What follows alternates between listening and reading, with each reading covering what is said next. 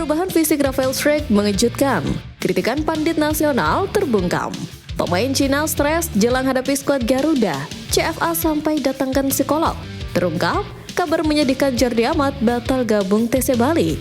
Gemparkan ASEAN, dua talenta Indonesia permalukan bintang Manchester United. Usai di bawah, lanjut simak informasi selengkapnya sebagai berikut.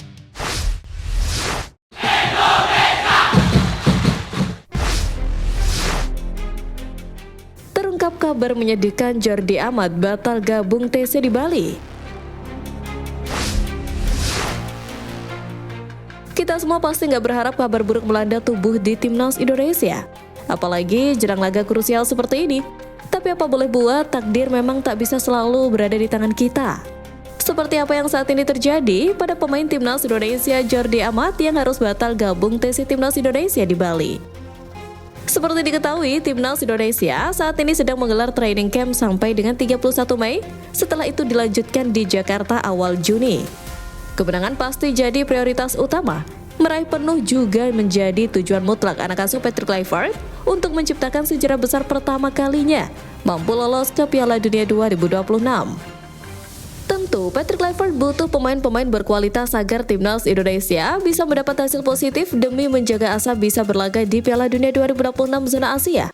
Hal yang kemudian pemusatan latihan di Jakarta nanti akan difokuskan pada simulasi pertandingan dan penyempurnaan strategi menghadapi dua lawan terakhir.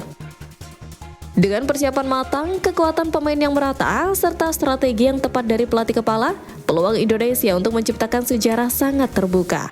Kini, segalanya akan ditentukan dalam dua laga terakhir yang krusial, di mana konsistensi dan mental juara menjadi kunci utama. Namun, berita menyedihkan datang kala nama Jordi Amat akhirnya harus batal mengikuti 2 kali sesi latihan di Bali bersama pemain lainnya. Dalam keterangan PSSI, bek Johor Darul Takzim itu sedang mengalami radang tenggorokan akut disertai batuk ringan dan sakit kepala. Saat ini penanganan medis dan kini kondisinya mulai membaik. Jordi direncanakan mulai latihan terpisah hari ini untuk memulihkan kebugaran.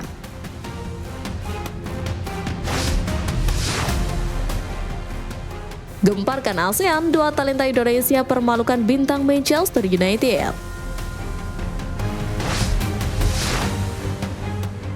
Kembali dengan klub badut lawakan baru, kala sekelas Manchester United harus takluk dengan para pemain ASEAN All-Star dan makin jadi bulan-bulanan netizen.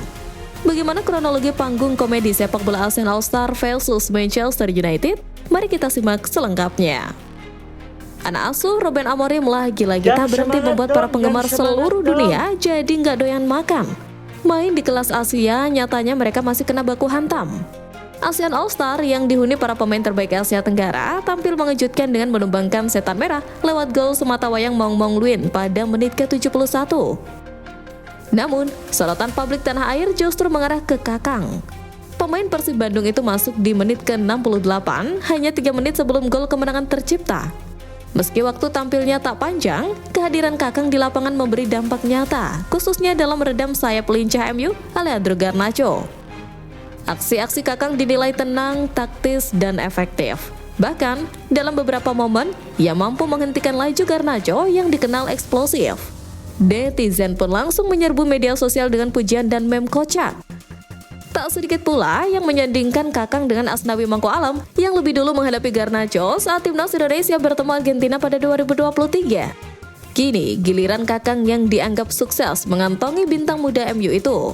Tagar dan istilah Garnacho dikantongin Kakang pun ramai berseliweran di lini masa, mengangkat nama bek muda ke panggung regional. Beberapa netizen bahkan menyebut performa api Kakang. Selain pemain Persib itu, satu pemain Indonesia lain yang tampil adalah Malik Rizaldi. Pemain Persebaya itu masuk di menit ke-82 dan turut membantu pertahanan ASEAN All-Star hingga laga usai.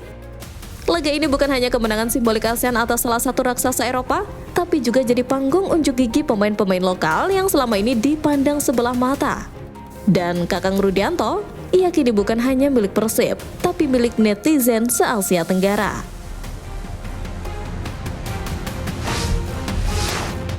Perubahan fisik Rafael Struijk mengejutkan, kritikan pandit nasional terbungkam.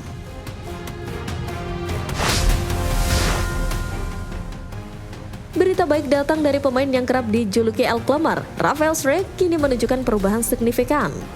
Ia juga seolah menampar kritikan pandit nasional yang menyinggungnya tak layak bermain bersama timnas senior. Sebelumnya, Coach Justin dirinya menilai keringkihan fisik Rafael Struijk layaknya jauh berbeda jika harus dibandingkan apalagi disandingkan dengan Ole Romney dan Ramadan Sananta. Coach penggemar Arsenal ini juga menilai bahwa Rafael Struijk lebih baik bermain di timnas Indonesia U23 dibandingkan di timnas senior.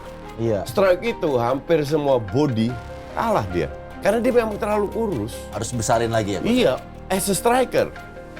Namun, kritikan pandit nasional ini langsung dibungkam habis oleh striker Belanda tersebut.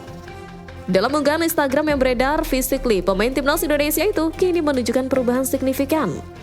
Saat latihan fisik kemarin terlihat Struijk kini makin berisi dan makin pede.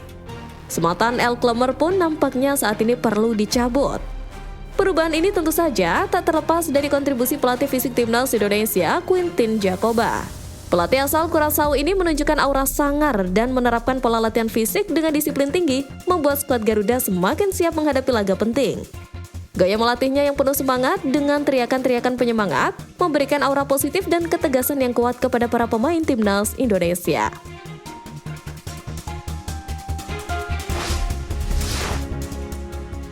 Pemain Cina stres jelang hadapi skuad Garuda, CFA sampai datangkan psikolog.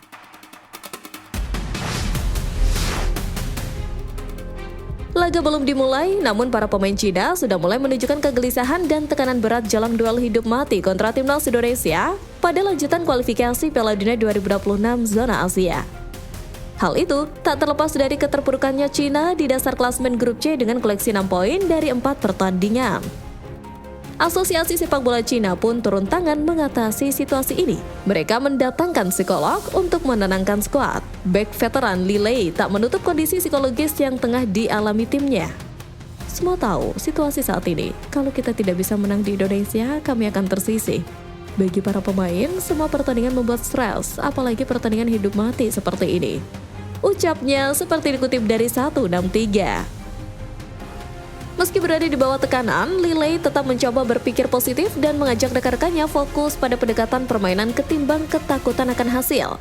Sementara itu, gelandang sayap Su Haoyang turut menyoroti atmosfer di Stadion Utama Gelora Bung Karno, Jakarta yang diprediksi penuh sesak oleh supporter timnas Indonesia.